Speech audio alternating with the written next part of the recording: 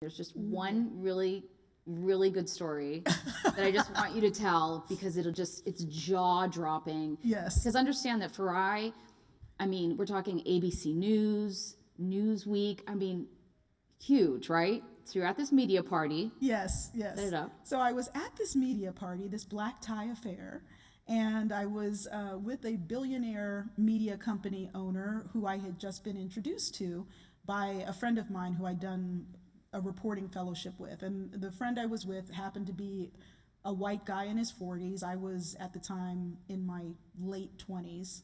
And so he introduces me to this billionaire and says, "This is Farai Chideya, she does this, you know." And the guy says, "Oh, my wife volunteers with teen mothers. Were you a teen mother?"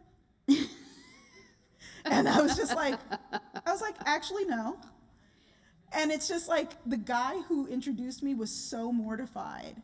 And first of all, you know, there are many wonderful teen mothers. I'm not knocking, but it's just that's where his mind went. But he's like, black woman at black tie event equals teen mother. I'm like, is there no filter between your brain and your mouth? And the scary thing is that he was the head of a giant media business. Of a multi-billion. So if you can imagine the trickle down on that one, the trickle down. Yeah, and I've had to deal with so many, you know, there's this term that has become popular, microaggressions. Oh, yeah. I can't even tell you the level of microaggressions I've dealt, and I'm sure you have too. When does that tilt? I mean, we've all had it and big time. I write about it. I write about it in my book too. But how do people deal with this? Because it's a really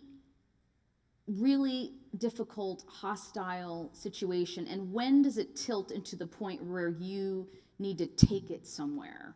Yeah. Whether it's gender or race, like that, just discrimination has. When do you just say, okay, now I gotta, or will I get punished? Right. Well, I think first of all, reporting, if there has been an incident of discrimination,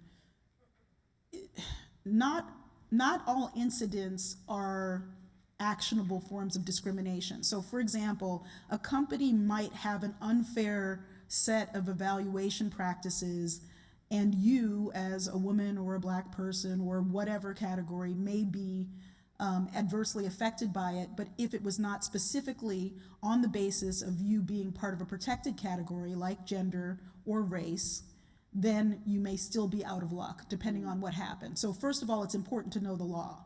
So gender and race and disability are generally protected, at least in theory, nationally. If you're gay or lesbian or LGBT, it really depends on state and local laws. If you're a federal employee, you have protections as a federal employee. If you're not a federal employee, there is no national LGBT job protection from discrimination. And that's one of the points in our society that we're dealing with. So first of all, you have to know whether you even have the grounds for a legal case. Secondly, legal cases are a hassle, expensive. There was a story that I had in the book that someone actually asked me to take out, and this happened. This happens a lot. When you do a book like this where you're doing as much reporting as I do, I had people who gave me interviews under their name and then later asked their name to be taken out.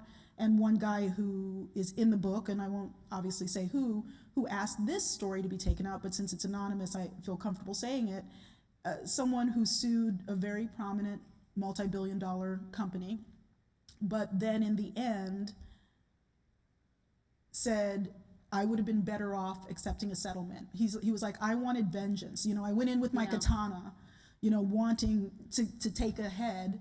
And I did, but by the end, the lawyer had the head because that's what I had to pay the lawyer. Right. So you have to be aware that, like, especially if you're paying on contingency, meaning that you can't pay up front for a lawyer, getting a lawyer may or may not actually be the best option. And also there's the question of, are you killing your career in a field?